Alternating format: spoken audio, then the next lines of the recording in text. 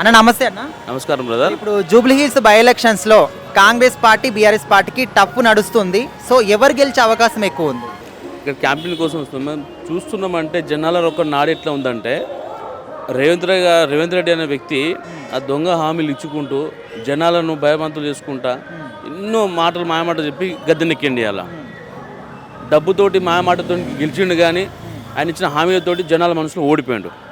అలాగే గల్లీ నుండి అంటే గడప నుండి కూడా ఎవరి దగ్గర అడిగినా కూడా నవీన్ అనే వ్యక్తి ఒక రౌడీ షీటర్కి ఒక కొడుకు. అతను ఆయన వ్యక్తిగతంగా ఉండొచ్చు కానీ పార్టీకి మాత్రం ఆయన పనికిరాడు, పొలిటికల్కి పనికిరాడు అనే విషయం మీద మాత్రం మాట్లాడుతున్నారు జనాలు. మాత్రం ఓటేయడం మాత్రం కష్టం, 100% అది. గోపీనాథ్ గారి స్థానంలో సునీత గారు నిల్చున్నారు.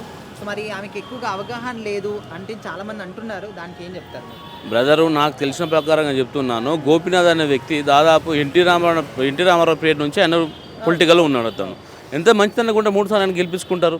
పాపం ఆయన చనిపోతే మొన్న రీసెంట్గా వాళ్ళ భార్య ఆ విషయంలో కూర్చున్న కన్నీళ్ళు పెట్టుకున్నారు. మన అందరి ఇంట్లో కూడా ఆడవాళ్ళు ఉన్నారు కదా, అది కూడా అంత కనీసం ఇంగిత జ్ఞానం లేకుండా ఇలా యూట్యూబ్లలో ఛానళ్ళలో వాళ్ళు ఒక ఫేక్ న్యూస్ పెట్టుకుంటా ప్రచారం చేసుకుంటున్నారు.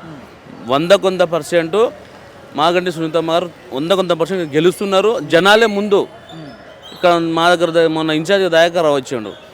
ఇది చిన్న ప్రోగ్రాం పెడితే ఒక ర్యాలీలో కనీసానికి 5,000 మంది జనాలు వచ్చిండ్రు. ఇక్కడ పిలవకుండానే వచ్చిండ్రు. ఎప్పుడు ఎలక్షన్ వస్తున్నాయని చూస్తున్నారు. రేపు స్థానిక ఎలక్షన్లో కూడా వాళ్ళకి చెప్పు దెబ్బ తప్పనిసరి పడుతుంది. ఒక లీడర్ కూడా గట్టిగా తిరగలేరు, ఎవరు కూడా ఓట్ల కోసం రాలేరు. ఎందుకంటే మేము ఈ పని చేసినాం అనేది కూడా చెప్పుకోవడానికి వాళ్ళకు నోరు లేదు కదా, ఎట్లా వస్తారా ఓట్ల కోసం అని.